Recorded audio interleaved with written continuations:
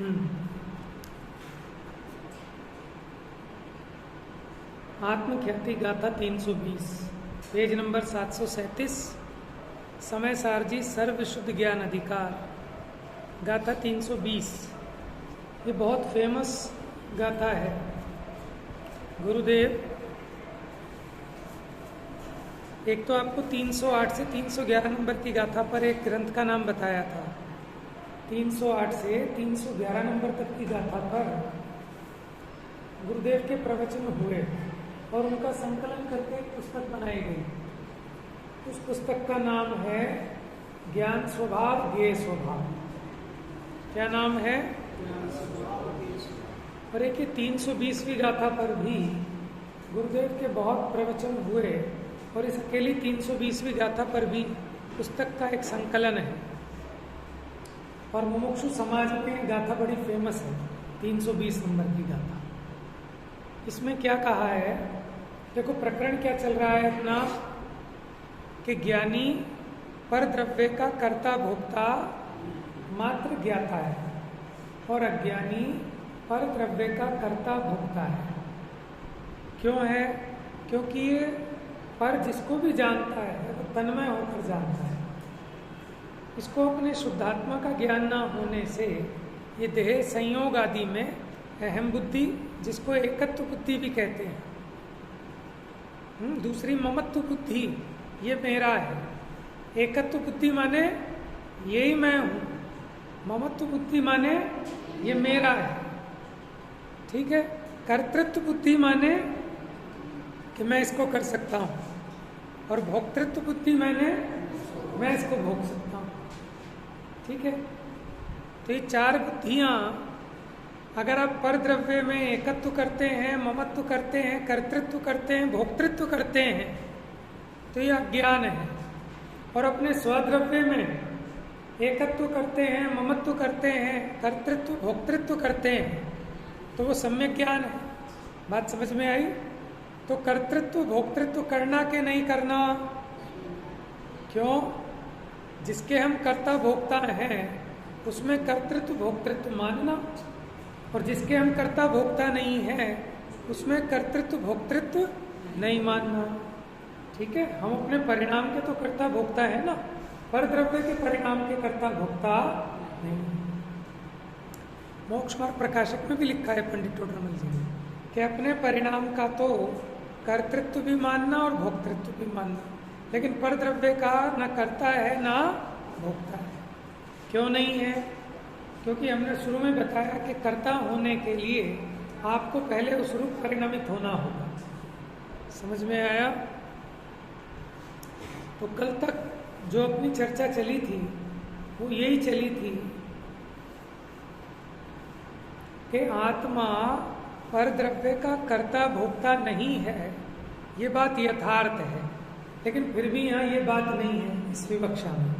यहाँ तो कह रहे हैं कि जो ज्ञानी आत्मा है वो पर का कर्ता भोक्ता नहीं है, लेकिन अज्ञानी आत्मा अपने अज्ञान से स्वयं को और पर को एक रूप अनुभव करता है, तो वो उसका कर्ता भी होता है और भोक्ता भी होता है। अब देखें, तो प्रश्न होता है कि आत्मा पर द्रव्य का मात्र, आत्मा नहीं ज्ञानी, अंतर समझ में आया? आत्मा में तो ज्ञानी अज्ञानी सब आ गए, लेकिन यहाँ क्या कहना है कि ज्ञानी पर द्रव्य का कर्ता भोक्ता नहीं है। तो क्या है रमेश भैया? जानने वाला है। किसका जानने वाला है? सबका, स्व का भी और पर का भी। लेकिन स्व को तो तन्मय होकर जाने, क्योंकि ये तो मैं हूं, और पर को तन्मय होकर ना जाने, पर को पर बने जाने, तब तो वो सच्चा ज्ञान है। लेकिन पर को जैसे स्व को जानता है, उसी प्रकार अगर पर को भी तन्मय होकर जाने यही मैं हूं, तो वो अज्ञान है। ठीक है। अच्छा, आ जाओ ज्ञाता की बात। ज्ञाता में भी एक बात समझ लेना कि मैं जिस पदार्थ को जानता हूं तो वो ज्ञान उस पदार्थ में से आता है क्या?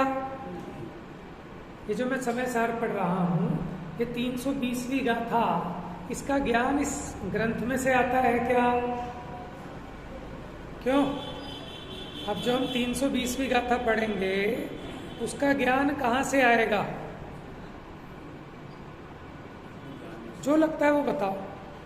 गलत होगा चिंता मत करो, ठीक है ना? ये नहीं सोचना चाहिए गलत हो जाएगा।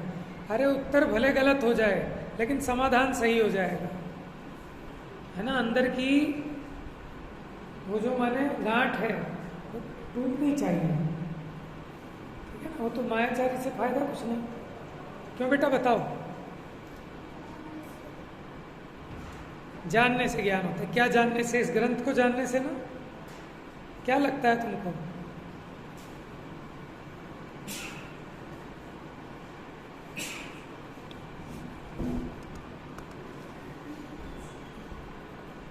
तो ये जो हम गाथा पढ़ रहे हैं ग्रंथ से, इससे ज्ञान होता है कि नहीं होता है? हाँ भैया, 320वीं गाथा यहाँ लिखी है, ठीक है? तो इस ग्रंथ से उस गाथा का ज्ञान होता है कि नहीं होता है? नहीं होता। अभी संशय में स्थिति है।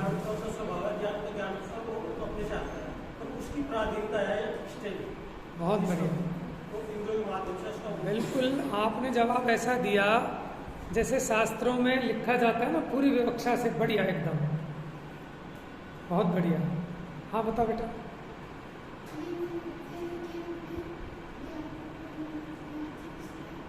बहुत बढ़िया। क्या बताया इसने?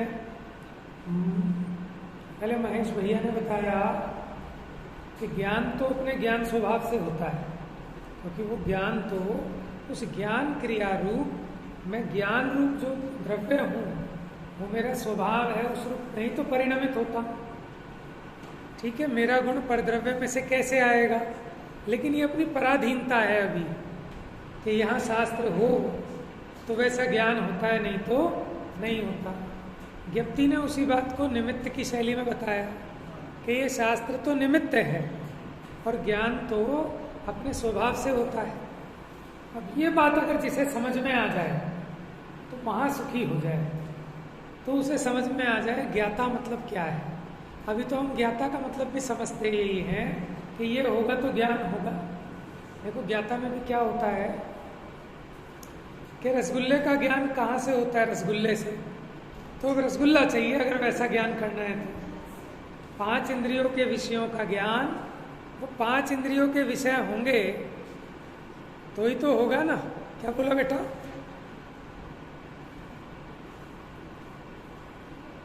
बोलो बेटा, क्या बोल रहे थे अभी बीच में? हाँ ये भी बात ठीक है।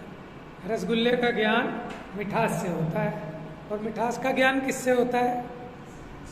रसगुल्ले से। देखो ना तो रसगुल्ला जानता ना मिठास जानती, उन सबको कौन जानता है? मैं जानता हूँ। काहे से जानता हूँ?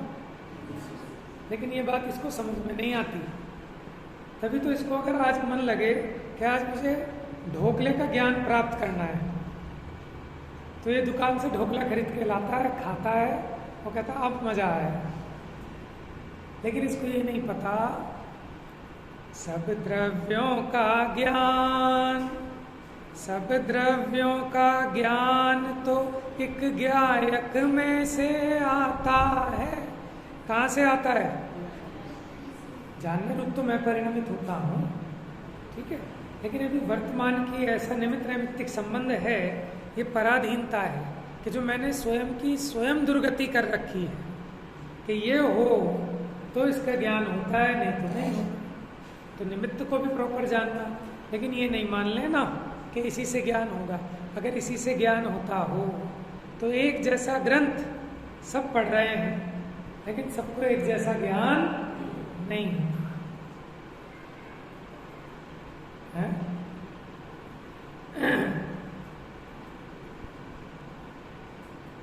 चलिए देखते हैं गाथा।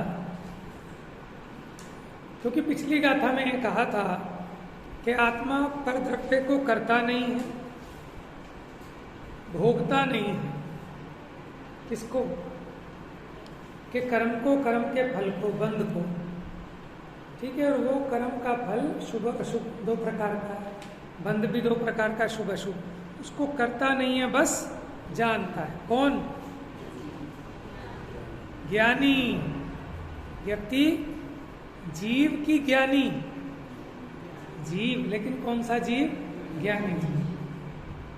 ठीक है, अब देखो ये प्रश्न खड़ा किया कैसे, हमें बात समझ में नहीं आई, मैंने कोई दृष्टांत से समझाओ आप, हैं? हमें शास्त्र की कठिन बात हमें समझ में नहीं आती, तो हमें तो आप उदाहरण देकर समझाओ, कोई दृष्टांत से समझाओ कि आत्मा पर द्रव्य का कर्ता भोक्ता नहीं है, मात्र ज्ञाता है। तो उस दृष्टांत के लिए गाथा है 320 नंबर की गाथा, पढ़ेंगे सब एक साथ। दिट्ठी जहेवनाणम अकारयम तवेदयम चेव जानेय बंध मोक्षम कमुदयम निच्चरम चेव।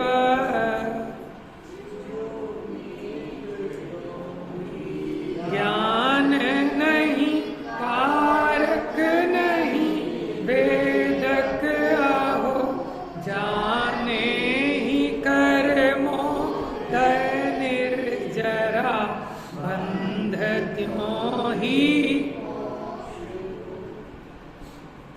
देखो, क्योंकि प्रकरण से जुड़ के पढ़ रहे हैं तो ये स्पष्ट समझ में आ जाएगी सबको गाथा। और प्रकरण ना पढ़ा हो आपने पीछे का, सिर्फ बीच में से एक गाथा उठा के पढ़ो तो वो रहस्य नहीं खुलता। इसलिए हमें क्रम से पढ़ना चाहिए, आद्योपांत। किताब का भी बीच का एक पेज निकाल कर पढ़ें तो उतना अच्छा भाव भाषित नहीं होता, और पीछे के जितने 4 पेज निकल गए उनको पढ़ के तब पढ़ें तो विशेष समझ में आता है। उसी प्रकार देखो यहाँ पर, जो नेत्र दिट्ठी, देखो प्रकृत से देखो, दिट्ठी माने दृष्टि, जहेव नाणम, ठीक है, जहेव माने तथैव, उसी प्रकार ज्ञान है, नाणम माने ज्ञानम, ठीक है, ज्ञानम। प्राकृत में क्या बोलेंगे ज्ञानम को? नाणम। तो जैसे दृष्टि है वैसे ही ज्ञानम है? कैसे हैं दोनों? कि दृष्टि का दृष्टांत दिया और ज्ञान आपका सिद्धांत बताने के लिए। तो कैसे हैं नेत्र? अकारकम, अकारयम यानी अकारकम, अकर्ता है, करते नहीं है पर को, तह और अवेदयम, भोगते भी नहीं है, ठीक है, चैव और जानई, जानते हैं किसको? बंध मोक्षम, बंध को और मुक्ति को, कम उदयम, कर्म के उदय को, और निर्जरम, कर्म की निर्जरा को। बात समझ में आ गई गाथा? कितनी सरल है। ज्यों नेत्र त्यों ही ज्ञान नहीं, कारक नहीं, वेदक आहो, जाने ही कर्मोदय निर्जरा बंध त्यों ही। देखो, सिर्फ ये कह के छोड़ दिया जैसे नेत्र हैं ऐसे ही ज्ञान कुछ करते नहीं है, भोगते नहीं है, बस जानते हैं। तो आंखें क्या करती नहीं है? कि देखो कहाँ करती है। जैसे किसी व्यक्ति ने, ठीक है ना, माचिस लेकर लकड़ी में आग लगाई, तो नेत्र उसे जानते हैं कि वो करते हैं आग लगाने का काम। बोलो बेटा, आंखों ने आग लगाई या उसे मात्र जाना है? और जब वो आग लगी तो लकड़ी जैसे उस अग्नि को भोग रही है, गर्म हो रही है, आंखें जान रही हैं या भोग रही हैं उस गर्माहट को? बात समझ में आ गई? आंखें जैसे मात्र जानती हैं पर द्रव्य को करती भी नहीं और भोगती भी, ठीक है। उसी प्रकार ज्ञान पर द्रव्य को मात्र जानता है, उससे भिन्न रहकर, ना तो उसको करता है ना ही भोगता है। नहीं आई बात समझ में? पूछो। नहीं जानती?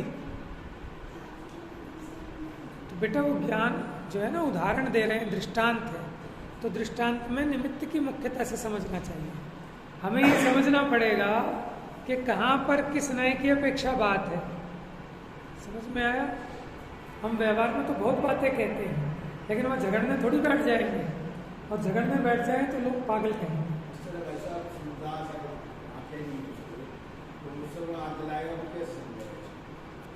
तो उसकी तो आंखें ही नहीं है, तो उसकी तो बात ही नहीं है। यहाँ तो जिसकी आंखें हैं उसकी बात है, वो तो अपने ज्ञान से जानेगा। यहाँ तो हमने उदाहरण दिया है आंखों का, बस आंखों पे पीएचडी नहीं करनी। आंखों के लिए बस इतना समझना है कि जैसे आंखें दूर रहकर किसी भी पदार्थ को, कार्य को जानती तो हैं, लेकिन उसको कर नहीं सकती, भोग नहीं सकती है। बस वैसे ही ज्ञान सब पदार्थों को जान तो सकता है, लेकिन करता नहीं और भोगता नहीं। क्योंकि भैया वो आंखें तो समझ में आ जाती है ना, जानती है। तो गिफ्टी ये बात बहुत समझने की है बेटा, कि जहाँ जिस अपेक्षा बात हो हमें उस अपेक्षा समझना चाहिए। देखो, जब हम शिखर जी पहुँचे तो हम यही तो कहेंगे शिखर जी आ गया, शिखर जी आ गया। तो वो भी समझ रहे हैं और हम भी समझ रहे हैं। ना तो वो ये मान रहा कि शिखर जी उठ के दिल्ली आ गए, ना हम मान रहे हैं, लेकिन वो व्यवहार है। तो हमें उस बात को काटने की जरूरत नहीं है। समझ में आया? जैसे कोई पूछता है सर ये सड़क कहाँ जाती है? हाँ भाई, ये जो सड़क है 60 फुटा वाली, ये कहाँ जाती है? कहाँ जाती है? कहीं जाती है कि नहीं जाती है? हाँ जी, कहीं नहीं जाती। हम जाते हैं, लेकिन क्या कहते हैं साहब, ये सीधा कृष्णानगर जाती है। आप समझ गए ना बात को? अपेक्षा व्यवहार में ऐसे ही कथन होते हैं। हाँ, कथन में दोष नहीं है, समझना ठीक। हाँ, लेकिन कहा ऐसे ही जाता है। अब कहते हैं देखो राजा युद्ध लड़ने जा रहा है, राजा तो उसमें एक है, बाकी तो कहते मोदी ने आक्रमण कर दिया, मोदी घर पे बैठा है अपने, आक्रमण किया है एयरफोर्स वालों ने, इंडिया जीत गया। इंडिया कैसे जीत गया? वो 11 खिलाड़ी खेले हैं, वो जीते हैं। लेकिन आपको समझ में आ रहा है ना? तो इसलिए जिंदगी में कभी भी आपस में ऐसा विरोध नहीं रखना, ये बात भी सच है। अच्छा बताओ, आंखें देखती हैं, ऐसा कहने में क्या हमें झूठ का पाप लगेगा? क्योंकि आंखें तो नहीं देखती, बात तो सच्ची है, आंखें तो चमड़े की है, देखता तो ज्ञान है।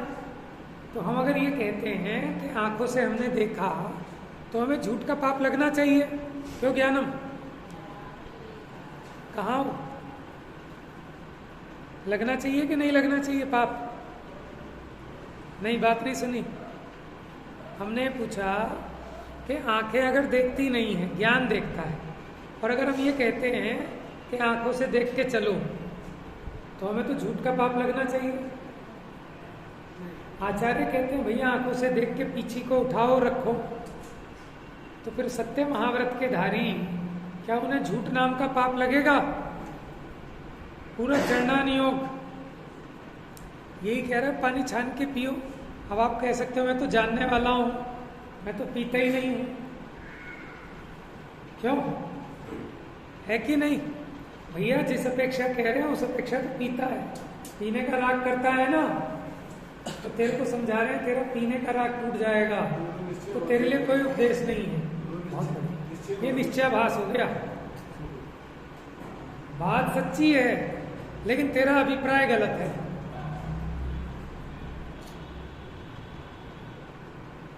ठीक है? तो जिनवाणी के जितने कथन हैं वो बड़े ही व्यवस्थित हैं, और किसी ना किसी नए से, किसी प्रयोजन से किए गए कथन हैं। तो उनको ठीक नहीं करना, अपनी मति को ठीक करना है, बस सही अपेक्षा से समझना है। बात समझ में आ रही है? तो इसलिए जिंदगी में हमेशा, क्योंकि इसमें जिनवाणी की अभिनय होती है, समझ में? कैसे तो हम जय बोल रहे हैं जिनवाणी की, और जिनवाणी के कथन कोई ना माने है? आएगा इसमें आगे 350 नंबर की गाथा के आसपास शायद मैं बताऊंगा कि जो आत्मा को सर्वथा अकर्ता मानते हैं, क्या? जो आत्मा को सर्वथा अकर्ता मानते हैं, उन पर आत्मा को कथनचित कर्ता कहने वाली श्रुति का कोप होगा। अभिनय कर रहे हैं वो जिनवाणी की, क्योंकि जिनवाणी तो कथनचित कर्ता कहती है जीव है।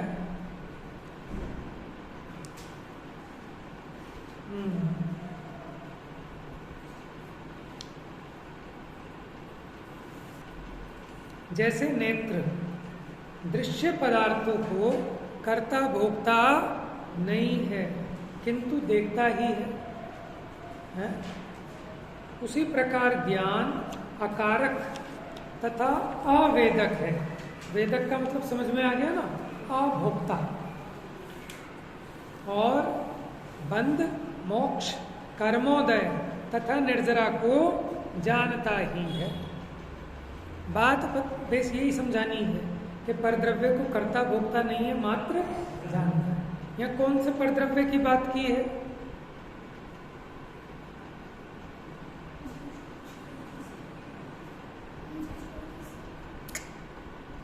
यहाँ जो गाथा में बात आई ना, वो बताओ।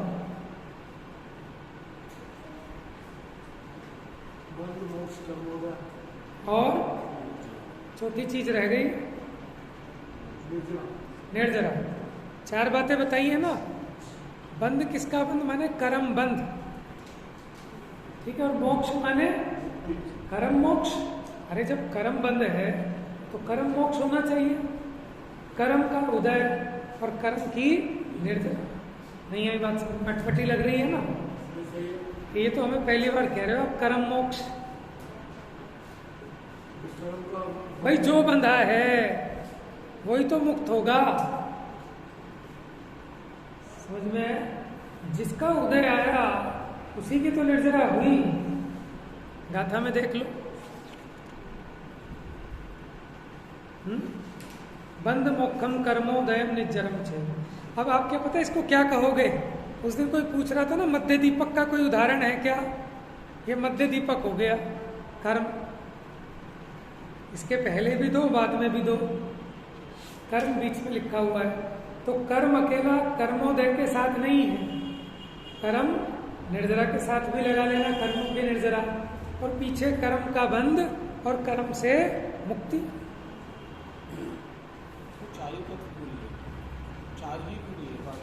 देखो 4 ही क्यों लिए?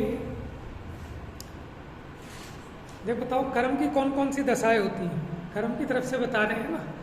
तो कर्म में 2 ही होती है मेन, तो या तो बंध या मुक्ति।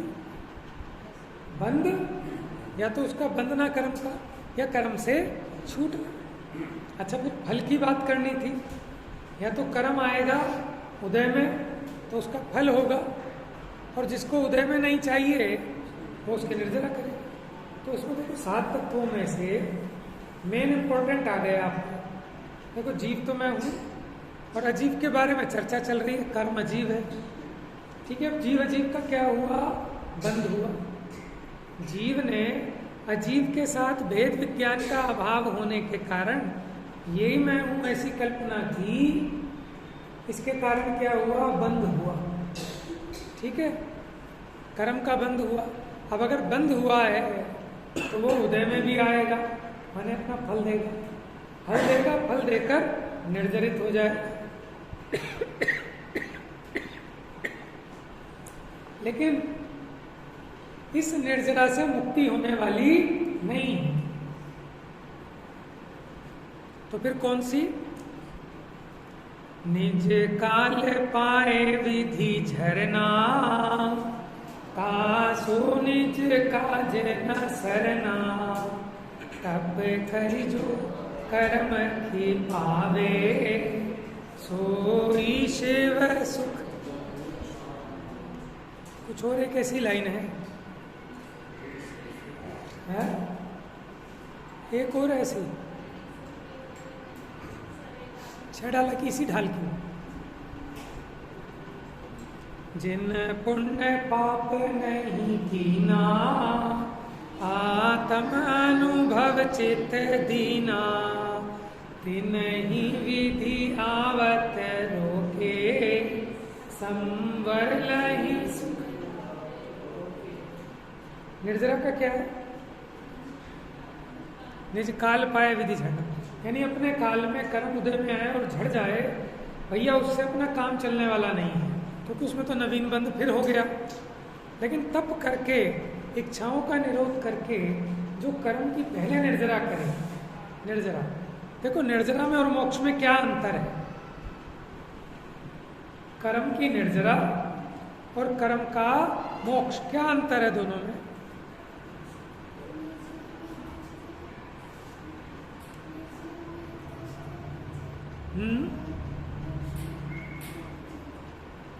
बहुत बढ़िया, बहुत बताओ क्या बोला इसने? निर्जरा में कर्मों से एक देश माने मुक्ति हो जाती है, एक तरह से माने एक देश कर्मों का नाश हो जाता है, और जिसमें सर्वदेश पूरी तरह से कर्मों से हम भिन्न हो गए, पूरी तरह से सब कर्मों का नाश हो गया, वो मोक्ष है। लेकिन अभी एक चीज और रह गई, कौन बताएगा?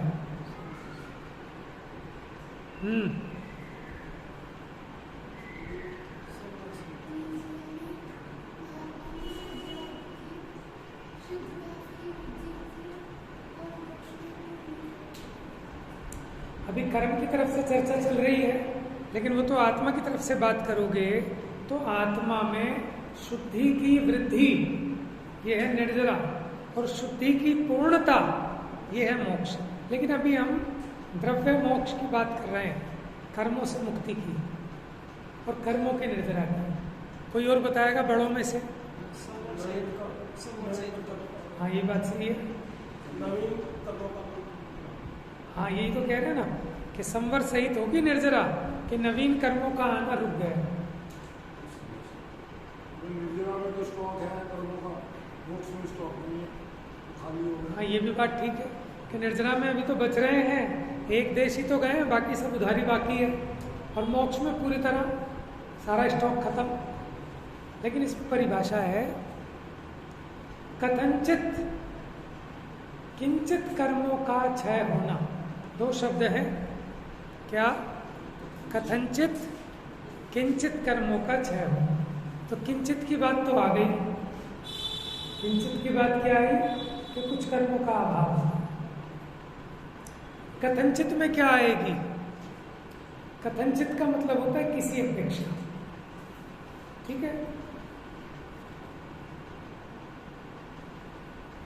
और मोक्ष की परिभाषा क्या है? सर्व कर्मों का सर्वथा नाश होना। क्या? सर्व कर्मों का सर्वथा नाश होना। वहां कुछ कर्मों का हुआ था, वो भी सर्वथा नहीं हुआ था, कथनचित हुआ था। कथनचित का मतलब क्या है? जैसे प्रकृति बंध, प्रदेश बंध तो हो सकता है अभी है, लेकिन स्थिति बंध, अनुभाग बंध छूट गया, है ना? ये प्रकृति बंध, स्थिति बंध, अनुभाग बंध, इसकी अपेक्षा से वो बात है। लेकिन वहाँ क्या होगा मुक्ति में? ये सारे के सारे कर्म और हर प्रकार से प्रकृति बंध भी छूट गया, प्रदेश बंध भी, स्थिति बंध भी, अनुभाग बंध भी। बात समझ में आ रही है? मोटा मोटा इतना अंतर है कि कुछ कर्मों का किसी अपेक्षा अभाव होना वो निर्जरा है, और सर्व कर्मों का सर्वथा अभाव हो जाना, मतलब नाश हो जाना, आत्मा से उसका निमित्त नैमित्तिकपना पूरी तरह मिट जाना, उसका नाम है मोक्ष। तो इन चार में सब कुछ आ गया। लेकिन हमें सब कुछ आने की बात नहीं थी, हमें तो सिर्फ ये बताना था ना कि ये इसी चीज को तो भोगता है ये, कि मैंने साहब अपराध कर दिया, मेरे बंद हो गया, कि मैंने आज बहुत निर्जरा की, ये कर्म का उदय आया, मैंने इसका फल भोगा है, कर्म बंद गया। तो उस तरह से बता रहे हैं कर्म की तरफ से। वैसे 10 दशाएं होती हैं कर्म की। कौन कौन सी 10 दशाएं होती हैं?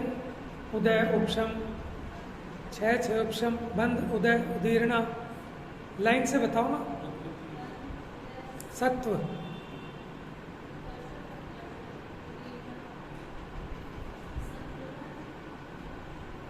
निदत्ति, निकाचित। ठीक है, ऐसे 10 अवस्थाएं होती हैं कर्मों की। बंध, उदय, क्योंकि बांधा है तो फिर नहीं, बंध के बाद सत्व, सत्ता में रहेगा। फिर उदय, उदय होता है तो फिर उदीर्णा भी होती है कभी कभी। ठीक है, कितने हो गए? 4। बंध, सत्व, उदय, उदीर्णा, 4 हो गए। फिर क्या है? 4 और हो गए उत्कर्षण, अपकर्षण, संक्रमण, निदत्ति, निकाचित। 9 हुए अभी तो, 1 रह गया। कोई उपशम है, एक उपशम है, कर्म का उपशम है। ऐसे कर्मों की 10 अवस्थाएं हैं। तो मोटे मोटे रूप में इन 4 में वो गर्भित कर दी। तो ये आत्मा उस कर्म के परिणाम, ये गाथा देखो शुरू में भी थी, कर्म के परिणाम को नो कर्म के परिणाम। नहीं, वो 19वीं गाथा थी, मैं कर्म हूँ नो कर्म हूँ, या है हमारे ये सभी, यह मान्यता जब तक रहे अज्ञानी है तब तक सभी। फिर 75 नंबर की गाथा आई, कर्म के परिणाम को नो कर्म के परिणाम को, जो ना करे बस मात्र जाने, प्राप्त हो सत ज्ञान को। पहले मैं कहा कब तक अज्ञानी रहेगा, ठीक है, और दूसरे में बात तो वही है, लेकिन उसको दूसरी तरह से कह दिया कि जीव कब तक अप्रतिबुद्ध रहेगा कि जब तक ये मैं कर्म हूँ, मैं नो कर्म हूँ ऐसा मानता रहेगा, तब तक अज्ञानी रहेगा। और ज्ञानी कब होगा? कि जब ये कर्म के परिणाम को, नो कर्म के परिणाम को ना करे, बस मात्र जाने, ज्ञानी हो गया। वही चर्चा यहाँ चल रही है। ठीक है, चलिए अब इसकी टीका बड़ी जोरदार है, और उससे भी ज्यादा जैसे आचार्य की टीका में कुछ विशेष बात है।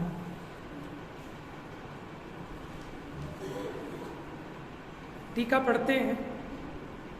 अभी गाथा का अर्थ तो समझ में आ गया ना सबको, कि जैसे नेत्र हैं कि पर को ना करते हैं ना भोगते हैं, मात्र जानते हैं, वैसे ही ज्ञान है कि वो पर को ना करता है ना भोगता है, मात्र जानता है।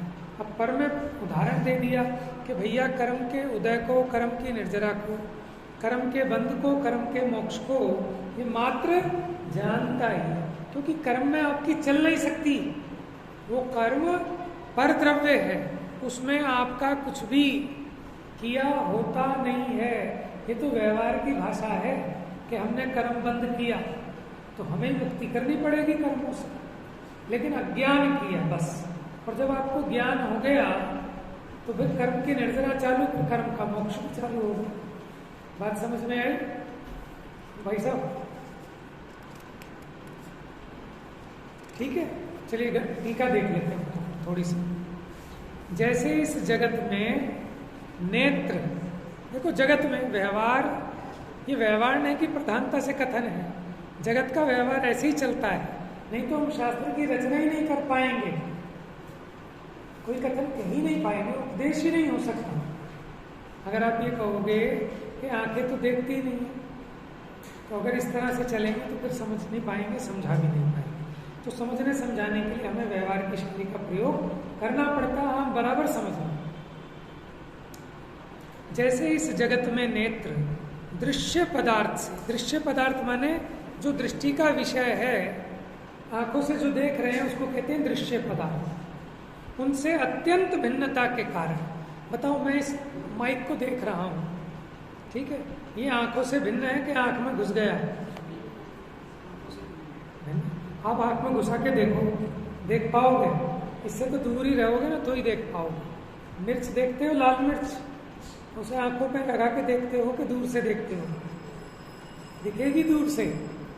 बाकी इंद्रियों की तो ऐसी व्यवस्था है कि वो जो विषय है वो अपनी अपनी इंद्रियों से भिड़े, सन्निकर्ष हो, टच हो, तो उसका ज्ञान होगा। लेकिन एक नेत्र इंद्रिय ऐसी है कि अगर इससे भिड़ जाए तो फिर उसका ज्ञान नहीं होगा। ठीक है, दूर रह के ज्ञान होगा।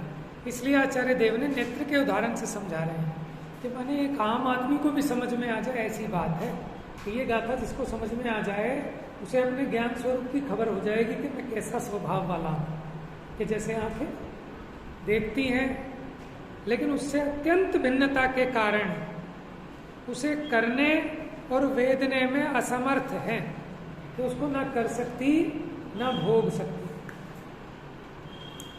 पता नहीं किससे सुना था, एक व्यक्ति ने कहा कि देखो आंखों ने तो पेड़ पे लटका हुआ सुंदर सा आम देखा। क्या देखा? किसने देखा? आंखों ने।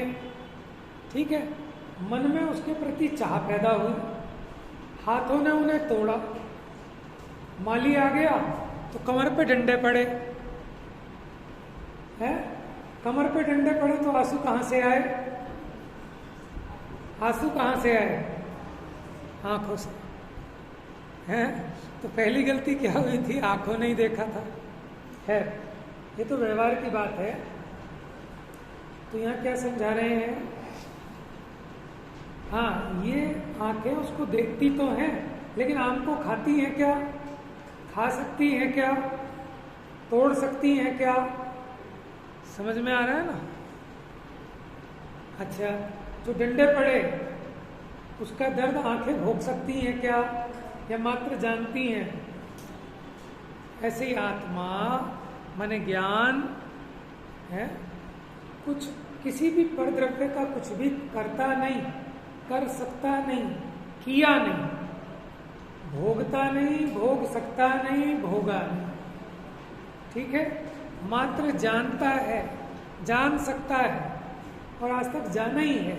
लेकिन इस सत्य तत्व की खबर ना होने से अपने अज्ञान से ऐसा मानता है कि मैंने किया और मैंने भोगा, तो इसी का नाम अज्ञानी है।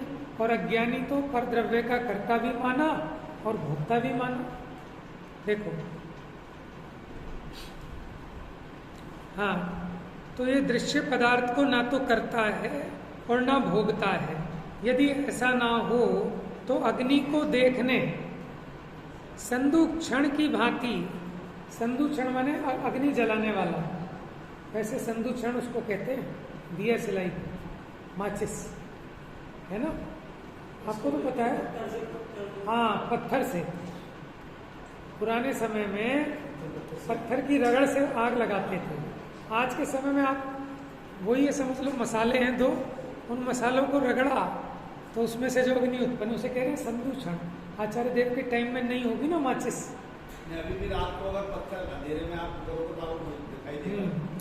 तो बात वही समझ लेना, अग्नि जलाने वाले माने वो एक साधन था ना अग्नि जलाने के लिए, उसकी भांति अपने को अग्नि का कर्तृत्व। पहली बात कि वो किसने जलाई अग्नि? आंखों ने जलाई या दिया सिलाई ने जलाई? आग किसने लगाई? आंखों ने कि माचिस ने? नहीं, ये बात आंखों ने तो देखा ना। ठीक है, और लोहे के गोले की भांति, लोहे के गोले की भांति कि अब जो आग लगाई उसमें लोहे का गोला डाला, अब वो लोहे का गोला उस अग्नि की गर्माहट को भोगता है। ठीक है, लेकिन आंखें उसको जानती तो हैं, लेकिन जैसे वो लोहे का गोला उस उष्णता को भोगता है ऐसे आंखें नहीं भोगती। ये तो उदाहरण था। और लोहे के गोले की भांति अपने को अग्नि का अनुभव दुर्निवार होना चाहिए। यदि नेत्र दृश्य पदार्थ को करता और भोगता हो तो नेत्र के द्वारा अग्नि जलनी चाहिए और नेत्र को अग्नि की उष्णता का अनुभव अवश्य होना चाहिए, किंतु ऐसा नहीं होता। इसलिए नेत्र उस दृश्य पदार्थ के कर्ता भोक्ता नहीं है, किंतु केवल दर्शन मात्र स्वभाव वाला होने से वह नेत्र सबको मात्र देखता ही है। देखो, नेत्र को समझाने के लिए भी इतनी लाइनें लिख दी आचार्य देव ने। उसी प्रकार ज्ञान भी बस वैसे ही स्वयं देखने वाला होने से कर्म से अत्यंत भिन्नता के कारण निश्चय से उसको करने में और भोगने में असमर्थ है। उसमें ऐसी शक्ति नहीं है आत्मा में कि पर का कुछ कर सके या भोग सके। कर्म को ना तो करता है और ना भोगता है, किंतु केवल ज्ञान मात्र स्वभाव वाला होने से कर्म के बंध को तथा मोक्ष को और कर्म के उदय को तथा निर्जरा को, देखो यहाँ तो साफ लिख दिया अमृतचंद्र आचार्य ने, है भाई साहब। हम ढूंढ रहे थे बहुत दिनों से कि आदि दीपक का उदाहरण तो ख्याल में है, अंत दीपक का भी ख्याल में है, लेकिन मध्य दीपक का ख्याल में नहीं आ रहा था। वो यहाँ मिल गया कि कर्म बीच में रखा, जाने या बंध मोक्षम कम मुत्तयम निजरम छेव, तो कर्म बीच में रखा है? बंध और मोक्ष पहले है और उदय और निर्जरा बाद में, कर्म बीच में। लेकिन वो कर्म चारों के साथ है कि कर्म बंध, कर्म मोक्ष, कर्म उदय, कर्म निर्जरा। और यहाँ अमृतचंद्राचार्य ने टीका में लिख भी दिया, देखो अंतिम लाइन, कर्म बंधम मोक्षम वा कर्मोदयम निर्जरा। यहाँ कर्म के बंध को तथा मोक्ष। तो मोक्ष कर्म का होता है कि आत्मा का होता है कि दोनों का होता है कि दोनों का नहीं होता? 4 ऑप्शन है आपके पास, बताओ बेटा। मोक्ष कर्म का होता है या आत्मा का होता है या दोनों का होता है या दोनों का नहीं होता है? हाँ जी, कैसे? हाँ, कैसे की तो खैर थोड़ी देर बाद करेंगे, अभी जवाब ले लेते हैं। सबसे बता बेटा, है दोनों का? हाँ बेटा बता, क्या मोक्ष आत्मा का होता है? एक जवाब आया कि मोक्ष आत्मा का होता है, दूसरा जवाब आया मोक्ष दोनों का होता है, तीसरा कोई जवाब है किसी का? आचार्य देव तो यहाँ कर्म का मोक्ष लिख रहे हैं, तो हम सच्चे और आचार्य देव सच्चे नहीं हैं। देखो सिंपल सी बात है कि चारों ऑप्शन ठीक है। क्या कहा कि चारों ऑप्शन ठीक है भैया। कैसे? अगर हमने कहा कि कर्म का मोक्ष होता है, माने जो कर्म आकर बंधा था वो अकर्म रूप हो गया, समझ में आया? तो उसको हम कहेंगे कर्म का मोक्ष हो गया। मोक्ष माने होता है छूटना, है उसी को कर्म कहते हैं। देखो हटने की बात आपको बताऊं, हो सकता है कि वो जो स्कंद हैं कर्म के वो यहीं रहे, बाहर कहीं ना भागे। ऐसा नहीं कि आप यहाँ से जहाँ है एक क्षेत्रावगाही कि यहाँ से हटके दूर हो जाएंगे, ऐसा जरूरी नहीं है। रहेंगे उसी क्षेत्र में, लेकिन उनके साथ अपना पहले जो बॉन्ड था, निमित्त नैमित्तिकपना था, वो टूट गया। स्थिति वैसी की वैसी है, लेकिन पलट गई। बात समझ में है? मैंने जिस पत्नी के साथ शादी हुई थी, अब उससे तलाक हो गया, ठीक है? पहले भी 4 फुट दूर रहते थे, अब भी 4 फुट दूर हो, लेकिन फर्क कहाँ पड़ा? तो वो बॉन्डिंग खत्म, निमित्त नैमित्तिकपना खत्म। समझ में आया? तो ऐसा नहीं है कि वो कर्म की निर्जरा होने के बाद कर्म यहाँ से निकल के बाहर चले ही जाते हैं। उसी को आचार्य देव ने लिखा कि कर्म अकर्म रूप हो जाते हैं। कर्म किसका नाम था कि उसका हमारे साथ जो निमित्त नैमित्तिक संबंध जुड़ा हुआ था, रिलेशन था, वो खत्म हो गया। देखो आपको बताऊं, आत्मा के जो प्रदेश हैं उन प्रदेशों पर ही वही आकाश के उन्हीं क्षेत्रों में, ठीक है, बहुत सारी कारमान वर्गणाएं हैं जिसको हम कहते हैं विसृसोपचय वर्गणाएं। विसृसोपचय किसको कहते हैं कि जहां आत्मा के प्रदेश हैं वहीं सबसे नजदीक की जोन।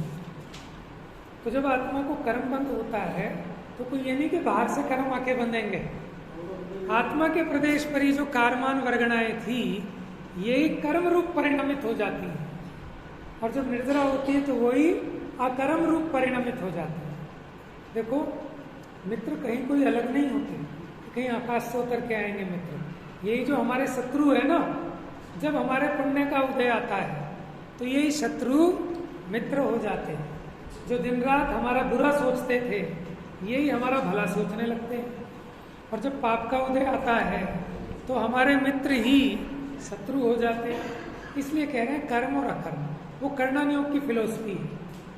ठीक है, अच्छा, तो पहला ऑप्शन हो गया कि कर्म का मोक्ष होना, दूसरा आत्मा का मोक्ष होना। माने वो भाव मोक्ष की बात है कि वास्तव में दुखी कौन था, आत्मा था कि कर्म था? आत्मा था। तो उस दुख से आत्मा की मुक्ति हो गई तो इसका मतलब आत्मा मुक्त हो गया। तो अब इस प्रकार देखें तो आत्मा भी मुक्त हुआ और कर्म भी मुक्त हुआ, दोनों मुक्त हो गए। और तीसरी अपेक्षा देखें, आत्मा आज तक ना तो कर्म रूप हुआ और कर्म का एक परमाणु आत्म रूप भी नहीं हुआ। तो इसलिए चौथा ऑप्शन भी ठीक है कि दोनों की मुक्ति नहीं होती, क्योंकि वो तो अनादि से मुक्त स्वरूप ही है। एक द्रव्य आज तक कभी दूसरे द्रव्य रूप हुआ ही नहीं, वो भी एक कथन है। तो चारों कथन ठीक हैं, चारों की अपेक्षा अलग अलग है। लेकिन इस प्रकरण के हिसाब से कौन सी बात चल रही है? कर्म बंध, कर्म मोक्ष, कर्म निर्जरा, कर्म उदय। क्योंकि बात ये चल रही है कि पर द्रव्य का कर्ता भोक्ता आत्मा नहीं है, मात्र ज्ञाता है। बस बाकी चर्चा कल करें। जा वाणी के ज्ञान से सूझे लोकालो, सो वाणी मस्तक नमो।